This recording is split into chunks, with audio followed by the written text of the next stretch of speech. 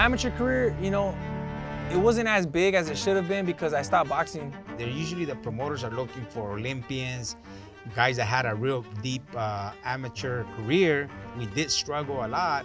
His hard work paid off. I mean, Top Rank gave us opportunity, and the rest is history. And then lucky for me, Top Rank at the time had made a deal with Unimas, so they're doing shows on Unimas, and they're doing a local in LA, and they needed someone to kind of fill the, because they had like Russians and they had like other guys, and so they needed guys to kind of fill the little venues. So I was selling like 200-300 tickets, so they were putting me on, and I think it was more because I was selling tickets, you know. But I don't think they knew what I was going to become, to be honest. I think I was just kept surprising them. At one point in time, Top Rank had all the top 140 pounders. You know, you're talking about they had Taylor, Teo, Ramirez. They had all of us at 140. And for some reason, I couldn't get not even one fight. Arnold was actually one of the only undefeated fighters that wasn't getting the opportunity.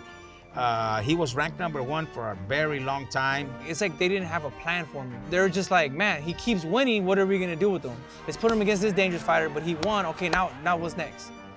There was guys coming up from 135 from Alas and getting those title shots. You know, it was a lot of frustration. Like I said, he was only fighting once a year. But to me, it's like I felt like I'm pretty much the only LA fighter they have, and I wasn't getting promoted, you know, on a platform, on a social media platform, and I wasn't getting promoted as far as fights.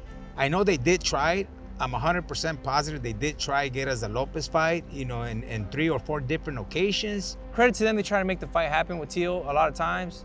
And unfortunately, he didn't want to take it, so there's nothing that they could have done. And him not wanting to fight me was ultimately led to the release. Even towards the end, Bob Arum did call us and, you know what? I'm gonna offer Lopez Arnold one more time, and if it does take the fight, I'm gonna match what Golden Boy's giving you guys. They say, you know what?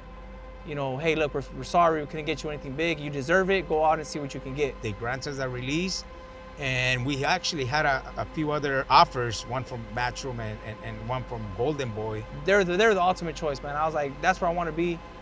But Arnold, he's a LA kid, you know, Golden Boy, you know, from LA. So he goes, no, I want to go with Oscar, you know, and Golden Boy. Sky's the limit, you know. Now that I made that choice, I think everyone can see the difference. You know, I'm happy to go to work. You know, I'm happy to be at my job. You know, so Golden Boy treat us like family since day one. Everything they have promised, they deliver.